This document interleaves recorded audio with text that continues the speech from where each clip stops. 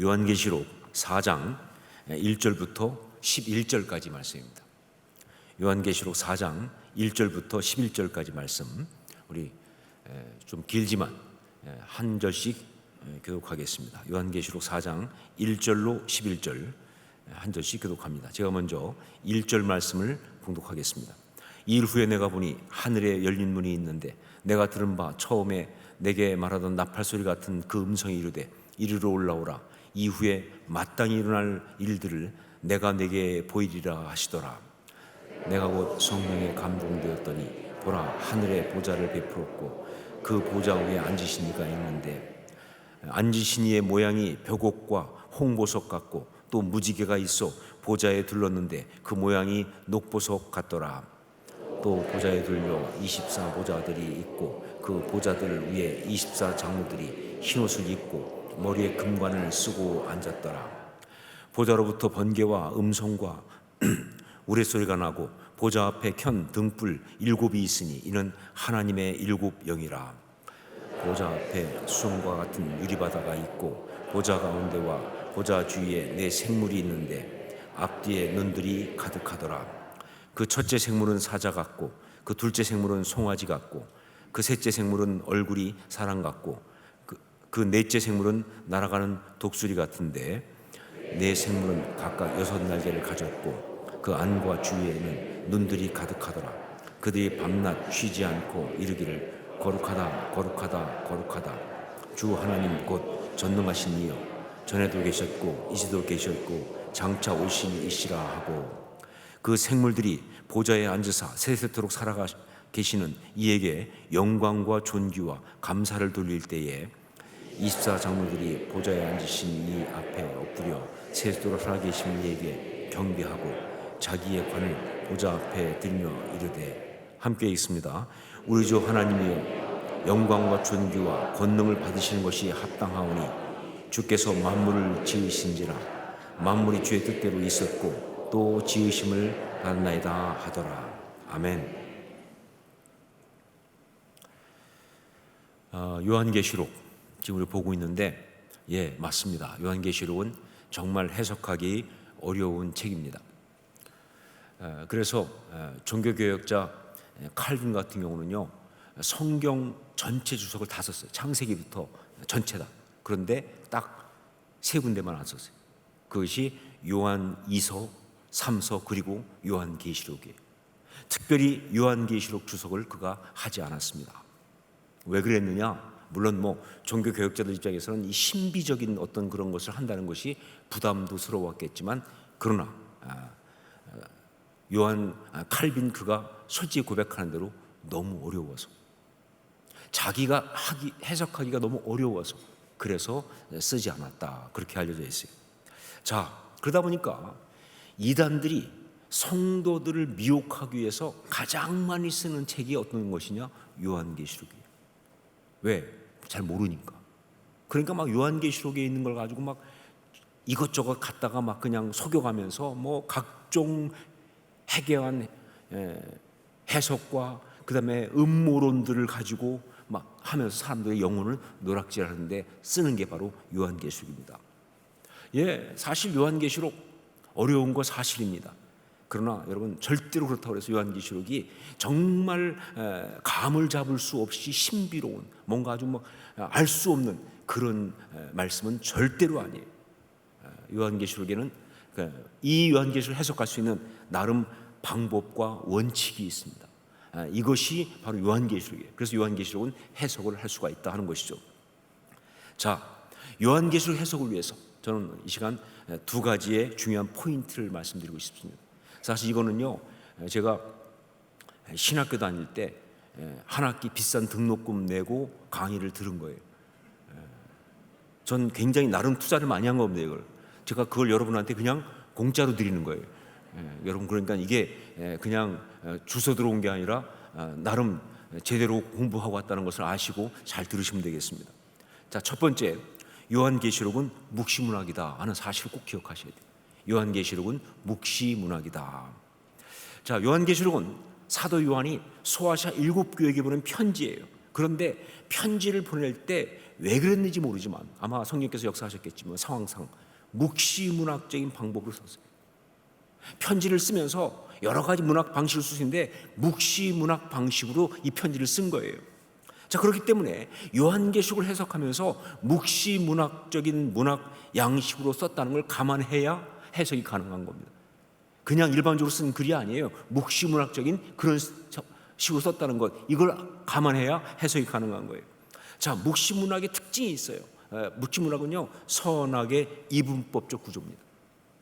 묵시문학은 선과 악이 서로 싸우는 이분법적 구조가 있어요. 그래서 굉장히 치열하죠. 요한계시록에 보면요, 항상 선과 악 딱 두 가지가 있는 거예요. 그리고 묵시문학에는요, 상징과 비유가 굉장히 많습니다. 상징과 비유가 굉장히 많아요. 그래서 어떤 사람은 그렇게 이야기하기도 하죠. 왜 요한 사도가 묵시문학을 썼느냐? 반모섬에서 이 편지를 쓰는데 이걸 그냥 썼다가는 로마 병정들이 다 못 나가게 검열. 그래서 더 이렇게 썼다는 말이 있을 만큼 굉장한 상징과 비유가 많아요. 그러니까 뭐 꿈, 천사, 그림들, 숫자들 이런 게 다 상징들이에요. 이게 바로 묵시문학의 특징이에요. 자, 이런 걸 가지고 말이죠. 묵시문학은 뭐냐? 인간의 지식이 알 수 없는 영적 비밀들을 말해요. 이걸 갖다가 좀 어려운 말로 비의 그럽니다. 비밀스러운 어떤 그런 의미들을 갖다가 이야기해요. 자, 그런데 그 영적인 비의들이 다 대부분 뭐냐? 지금 이야기가 아니라 앞으로 올 일들이에요. 그게 묵시문학이에요. 앞으로 올 일, 종말과 관계된 앞으로 올 일, 이렇게 되는 거예요. 그러니까 지금 봐서 여기까지만 얘기해도 여러분이 봐서 눈이 풀리잖아요, 그렇죠? 묵시문학을 어떻게 알아란 말이에요. 지금 이 묵시문학이 뭔지 듣는 것만큼도 힘든데 말이죠. 그 내용이 얼마나 힘들겠어요. 자, 그런데 여러분, 그렇다고 해서 묵시문학이 해석이 어렵고 난해한 것은 절대로 아닙니다.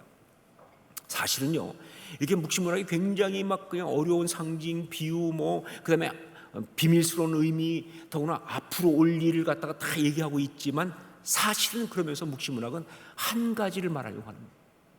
한 가지를 말하려고 묵시문학을 쓰고 있어요. 그게 뭐냐? 바로 현재를 살고 있는 성도들에게 미래를 말하고 있지만 사실은 뭐예요? 이 묵시문학을 받은 현재를 살고 있는 성도들에게 궁극적 승리를 이야기해 주면서 지금 당장 볼 때 이렇지만 궁극적으로 이긴다 그 말입니다.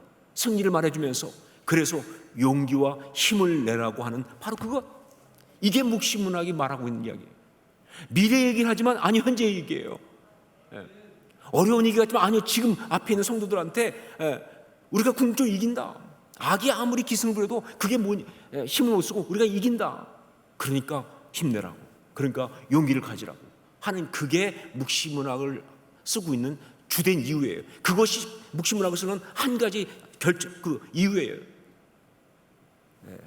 자, 그러니까 여러분, 묵시문학을 해석하면서 절대로 미래 혹은 종말 시간 이거 맞춰 해석하면 안 돼요. 그러면 다 놓치는 거예요.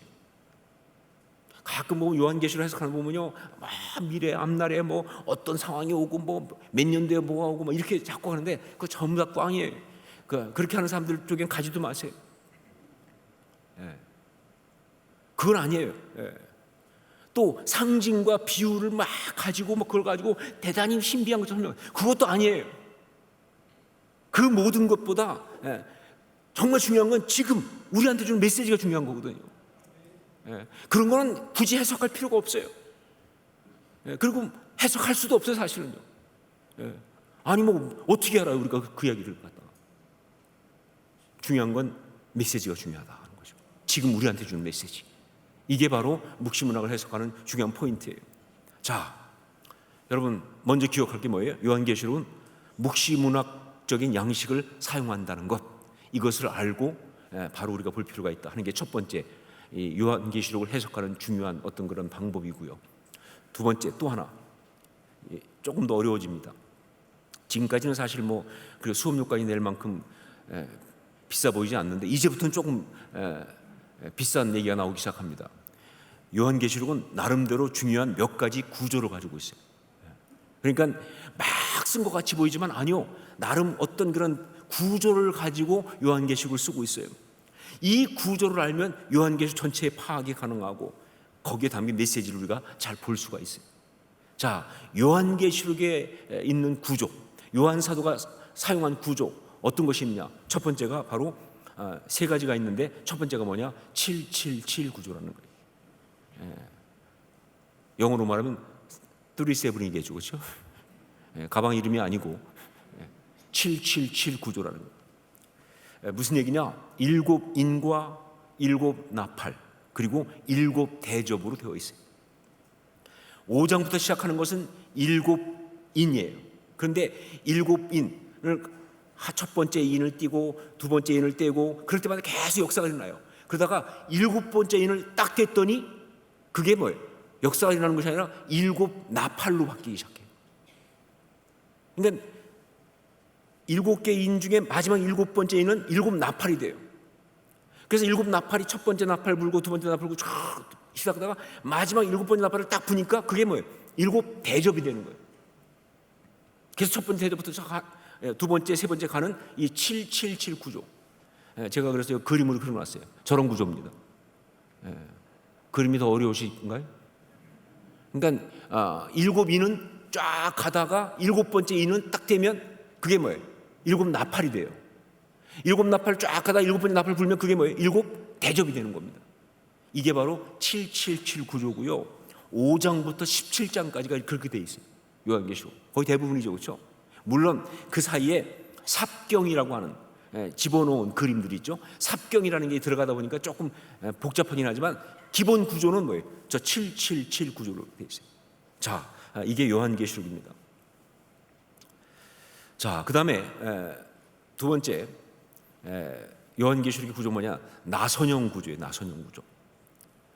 요한계시록은요 나선형 구조에 있어요. 물론 요한계시록 자체에 그대로 다루는 건 아니지만 그러나 요한계시록을 보면서 우리가 이게 나선형 구조라는 것을 가지고 되어 있다는 걸 알고 중요해요. 왜냐하면요 이 무슨 얘기냐?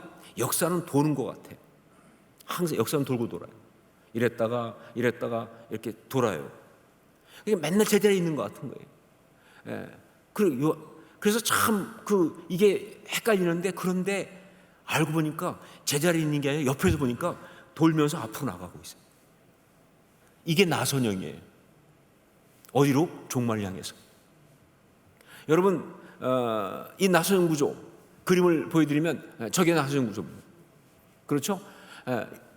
이쪽에 보니까 앞으로 가고 있죠. 종말 쪽으로 계속 역사는 진행되고 있어요. 그런데 이쪽에서 보면 그냥 원이에요. 똑같은 거 계속 반복되는 것 같아요. 여러분 요한계시록에 나오는 종말에 대한 여러 가지 현상 그 예언들은요 그때도 있었어요. 그런데 그거는요 지금도 있어요. 그러니까 언제에 맞춰 해석해야 되느냐 하는 거예요.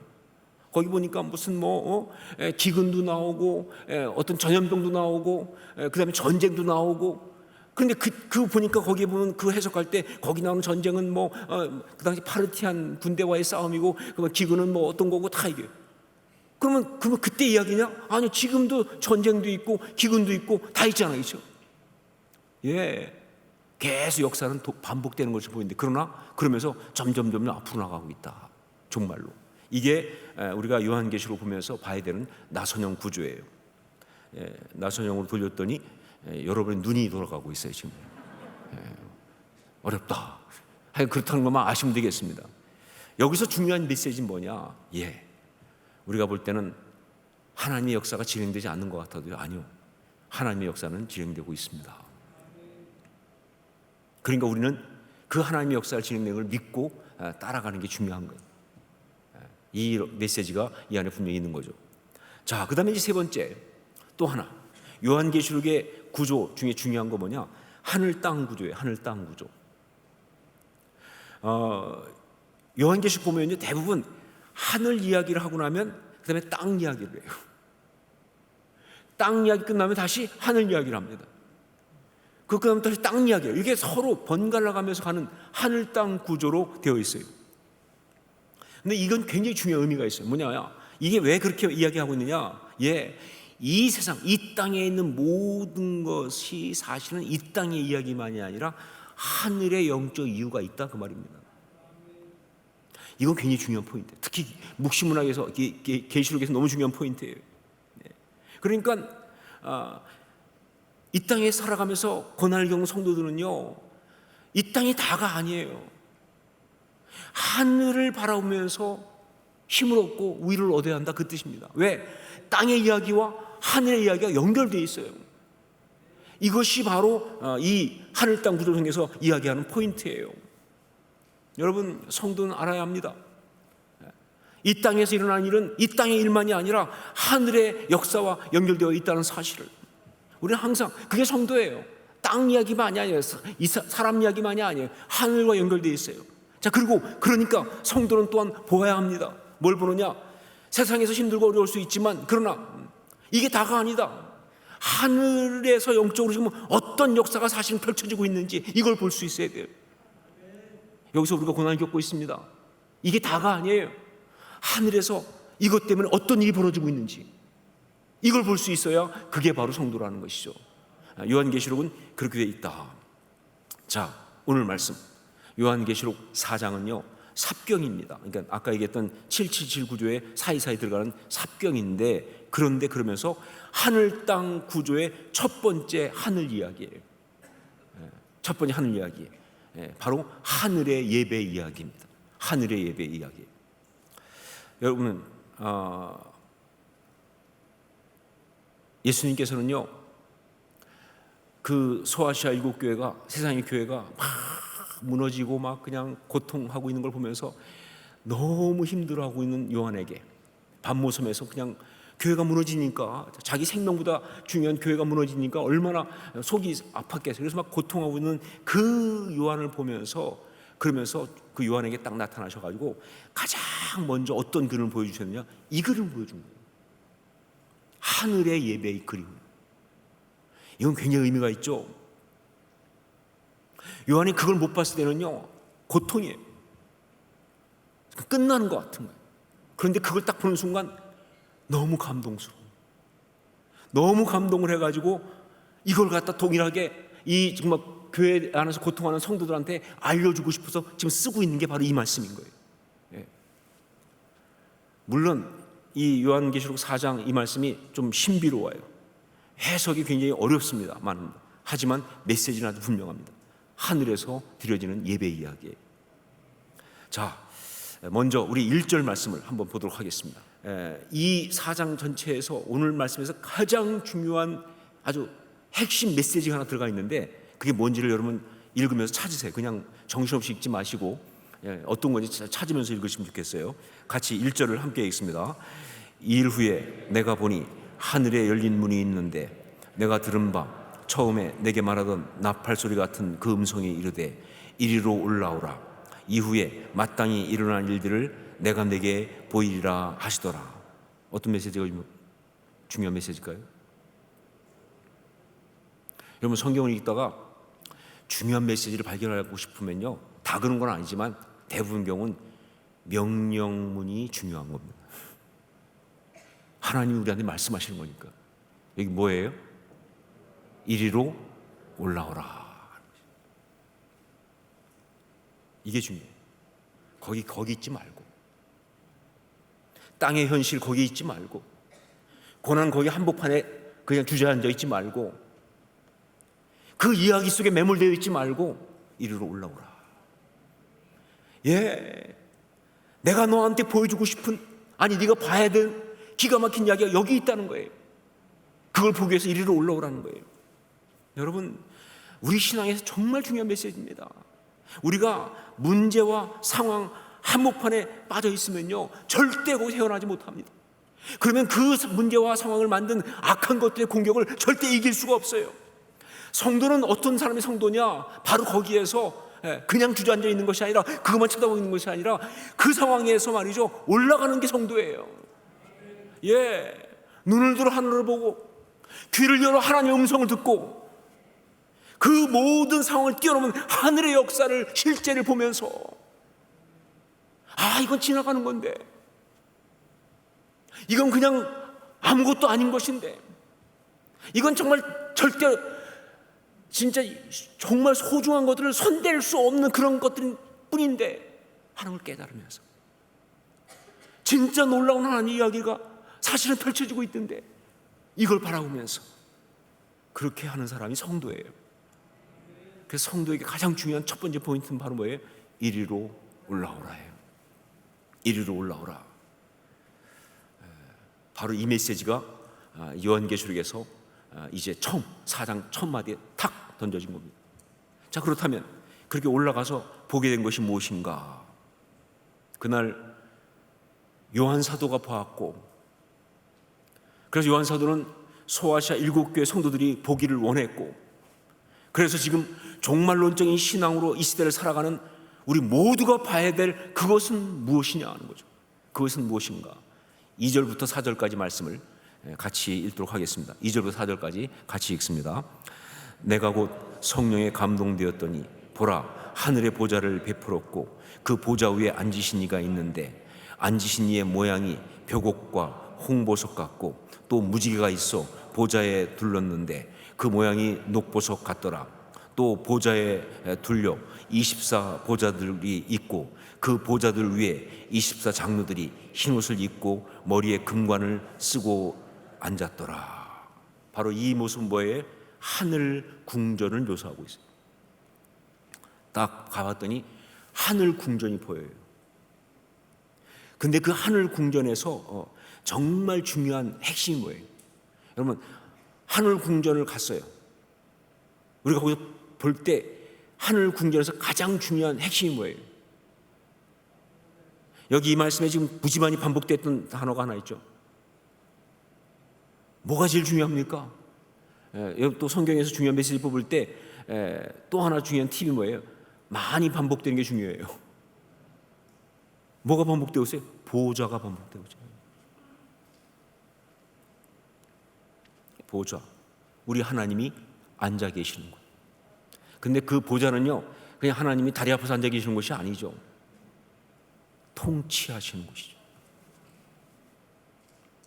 하나님이 통치하시는 곳, 보좌. 여러분,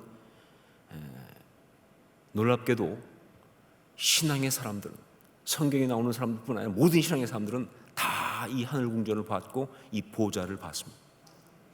이거 못 보면요, 신앙의 사람일 수가 없어요. 스데반 마지막에 보좌를 보잖아요. 사도 바울도 보좌를 받습니다. 모든 믿음의 사람들은 다 보좌를 봐요. 그 어려운 자리, 그 힘든 자리 속에서 보좌를 보는 순간 그 모든 것은 다 이기는 거예요. 왜?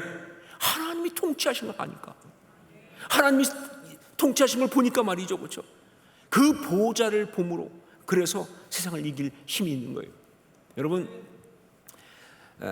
뭐 다른 데도 그렇지만 특별히 이 종말론적 신앙에서 아주 중요한 기도의 방법, 종말론적 신앙, 종말론적 신앙의 기도, 종말론적인 기도, 그 특징이 바로 뭐냐? 보좌를 흔드는 거예요. 그건 전 세계에서 오직 한국 사람만 시도한 겁니다. 우리나라 사람들은 좀 무식해요. 우리는 그냥 보좌 앞에 나가는 정도가 아니라 보좌를 흔들어. 하나님이 멀미가 나셔서 응답하실 수밖에 없어요. 중요한 건 뭐냐? 보좌가 중요합니다. 그게 종말론적 기도예요. 예, 이 보좌라는 단어는요, 요한계시록에서 굉장히 중요한 단어예요. 그래서 요한계시록 전체에 40회 이상이 나오는 그런 단어예요. 자, 왜 이게 중요하냐? 예, 말씀드렸어요. 세상을 누가 통치하신다? 하나님이 통치하신다. 마귀가 아니에요. 돈이 아니에요. 코로나가 아니에요. 하나님이 통치하신다는 거예요. 그 얘기를 하는 게 바로 계시록이기 때문에, 그게 묵시문학이기 때문에, 그래서 이걸 강조하니까 이게 이렇게 많이 나오는 거예요. 여기 보면 보좌 앞에 있는 게 뭐냐? 금관을 쓴 24 장로들이 나와요. 제가 볼 때는 정말 멋있는 모습이에요. 저도 좀 이걸 보는 순간 우리 교회 장로님들도 금관을 다 씌워드릴까. 예, 여기 금관을 쓴 24 장로님들은 어떤 그것이냐라고 할 때, 흰 옷을 입고 머리에 금관을 쓰고 있는 이 사람들은 바로 하늘의 카운슬, 하늘의 당회예요. 바로 하늘의 어전 같은. 뭐냐? 결국 뭐냐면요, 그 보좌에서 하시는 통치 행위를 같이 함께 하는 사람들이 이 표현이에요. 이게 다스리시는 역사를 더 강조하고 있는 게 바로 하늘의 어전이에요. 하늘의 그 강요회의 같은, 그게 바로 이 24장로들의 모습으로 표현되고 있어요. 자, 여기까지는 그래도 좀 쉬운데, 그 다음에 여기서 이제 헷갈리는 게 나오기 시작합니다. 그게 내 생물이 나와요. 내 생물. 이때부터 사람들이 아주 헷갈려요. 그리고 해석이 구구합니다. 그런데 여러분, 사실 이 내 생물 이야기도 그렇게 특별한 게 아니에요. 여기 나온 내 생물의 모양한 그 뭐냐? 이거는 바로 천사들을 말합니다. 천사. 이게 성경에 많이 나오죠. 에스겔이 그발 강가에서 본 것이 이 비슷한 내 생물을 한 그런 천사 아닙니까? 그렇죠? 비슷한 거예요. 자, 그런데 이게 영적인 존재인 천사들인데, 그게 보좌 앞에 있는데, 그런데 이게 단지 그냥 영적인 존재로서 천사가 아니라 이 내 생물이라고 하는 것으로 표현된 것은 뭐냐? 이 땅 가운데 하나님의 역사를 감당하시려고 하나님이 사용하시는 천사예요. 중요한 포인트는 뭐냐? 내 생물이라는 표현이 바로 그 얘기를 하고 있어요. 왜? 그 내 생물의 모습이 이게 그냥 하늘의 것만 같으면요, 그 모습이 정말 우리가 알 수 없는 모습이 되는데, 뭐라고 되어 있어요? 내 생물이 뭡니까? 첫 번째 뭐예요? 사자. 두 번째 뭐예요? 송아지. 세 번째 뭐예요? 사람. 네 번째는 뭐예요? 독수리.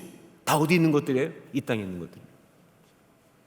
이 땅에 있는 것들의 모습을 가지고 있는데, 그런데 천사예요. 더구나 이 넷이라고 하는 의미는요, 이 성경에서 언제나 뭐예요? 사람, 인간의 숫자입니다. 동서남북 넷이에요.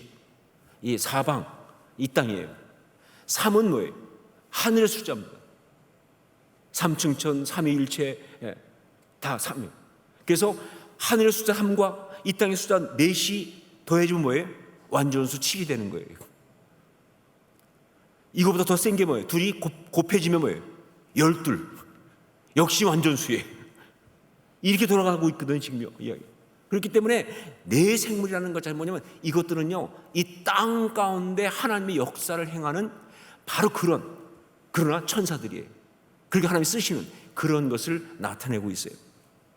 그래서 그 교회사에서 이것 때문에 어떤 일이 벌어졌느냐, 바로 사복음서를 이렇게 내 생물로 봤어요. 왜? 복음서가 뭡니까? 이 땅 가운데 있는 하나님의 역사하심 아니에요, 그죠? 그래서 사복음서를 갖다가 내 생물. 그래서 전통적으로 볼 때 뭐예요? 마태는 사자복음이에요. 사자복음서. 그 다음에 마가는 뭐예요? 소복음서예요. 제가 마가복음을 좋아해요. 유진석이기 때문에. 소복음서. 왜 소복음서냐 몰라요. 그냥 순서 그렇게 한 거예요. 그 다음에 누가는 뭐예요? 사람 복음서예요. 왜 그러냐? 몰라요. 그 다음에 요한복음 뭐예요? 독수리 복음서입니다. 이렇게. 근데 결국 이렇게 하는 것은 뭐 각각 복음서의 특징이라기보다는요, 하늘 보좌 앞에 있는 내 생물처럼 그렇게 복음 말씀은 이 땅 가운데서 하나님이 역사하시는 것을 담은 이야기, 예수 그리스도를 통하여. 그래서 이렇게 설명하는 거예요. 자, 이 내 생물을 또한 천사라고 보는 또 하나의 중요한 이유가 있는데, 그게 바로 날개 때문에 그렇습니다. 우리 8절 말씀을 함께 읽겠습니다. 8절 같이 읽습니다. 내 생물은 각각 6날개를 가졌고 그 안과 주위에는 눈들이 가득하더라. 그들이 밤낮 쉬지 않고 이르기를 거룩하다 거룩하다 거룩하다 주 하나님 곧 전능하신 이여, 전에도 계셨고 이제도 계시고 장차 오실 이시라 하고. 여기 6날개를 가졌다 하는 것, 이게 어디 또 나오느냐? 바로 이사야 6장에 나오는 스랍 천사예요. 일반적으로 성경에는 천사가 두 종류가 있다고 보죠. 하나가 그룹 천사입니다. 그룹. 그건 호의 천사죠. 스랍 천사는 뭐예요? 찬양하는 천사입니다.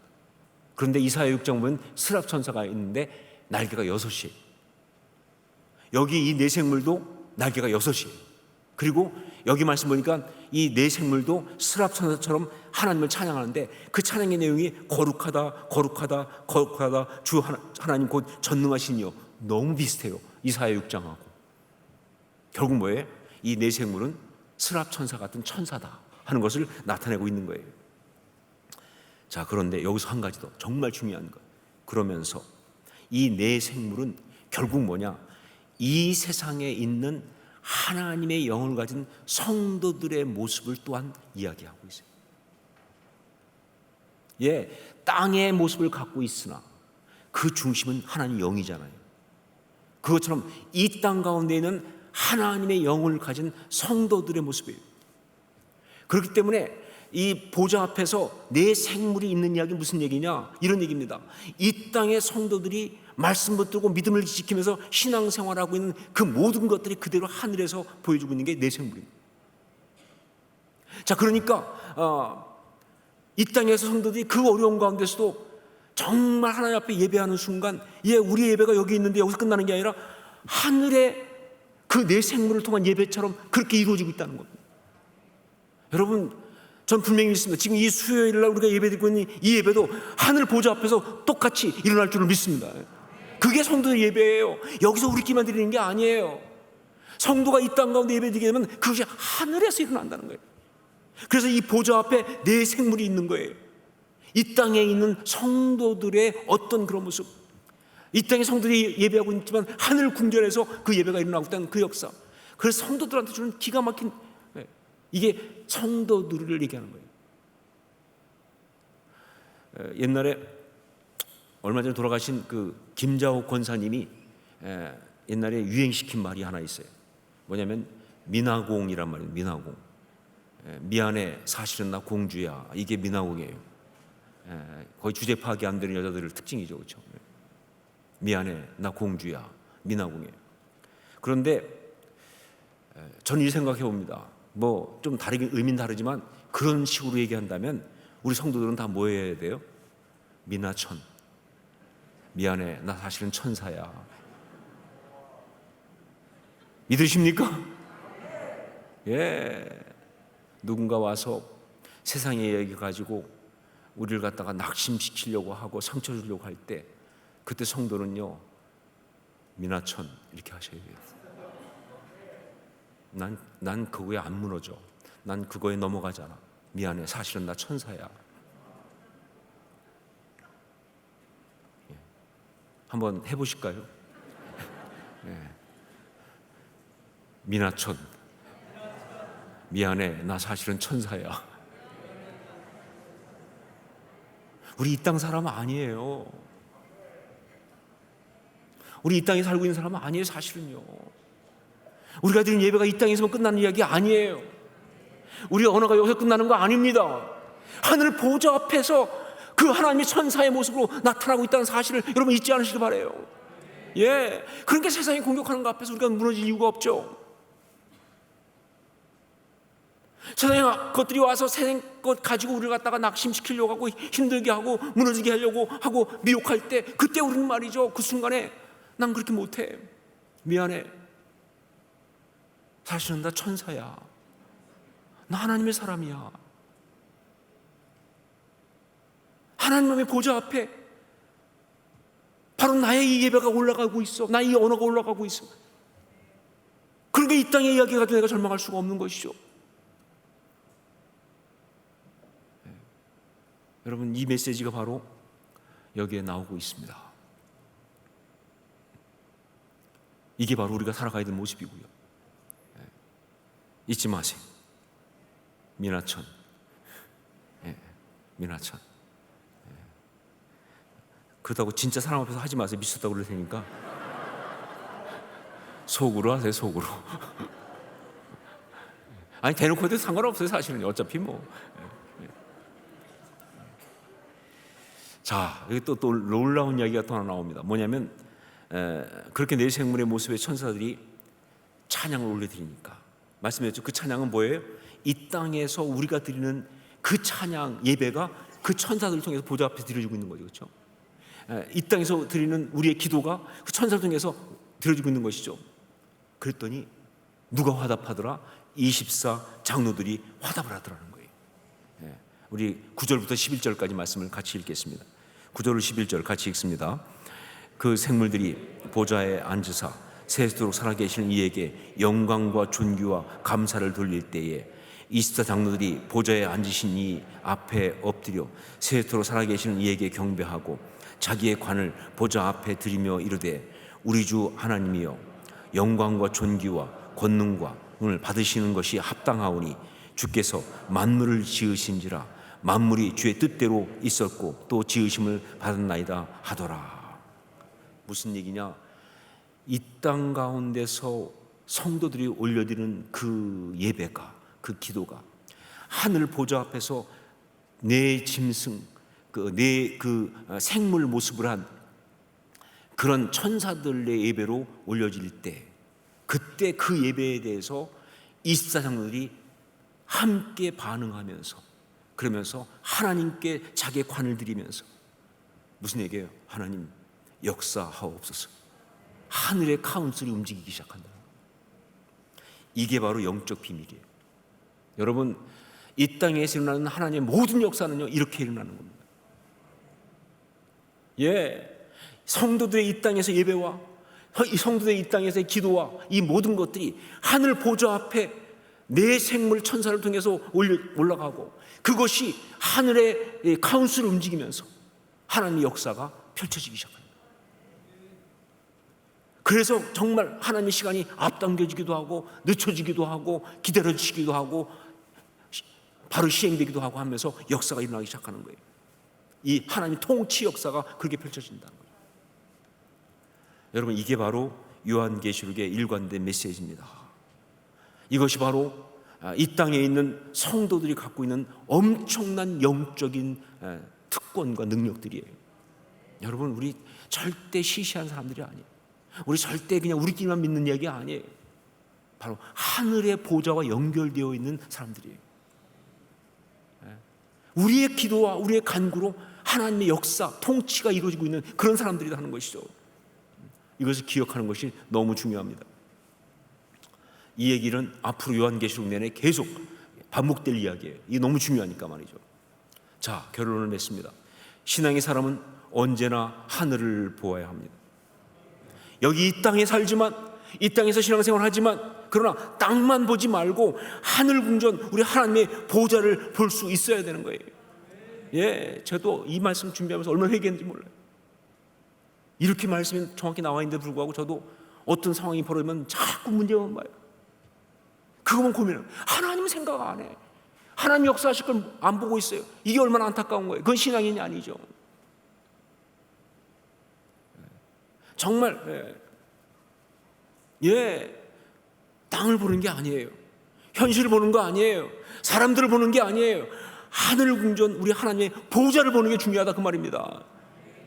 그러면서 힘을 얻고, 그러면서 이 현실을 이기고 아름다운 신앙을 지켜나가고 하나님의 역사하심에 동참하는 거예요.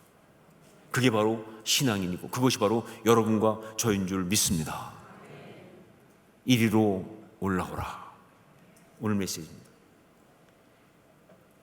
하나님이 우리에게 말씀하십니다. 이리로 올라오라. 삶의 모든 자리에서 우리 하나님의 이 말씀을 믿음으로 듣고, 그리고 눈을 들어 보좌를 바라보는, 그러면서 영적 역사를 감당하는 그런 저와 여러분 되실 수 있기를 주의 이름으로 축원합니다.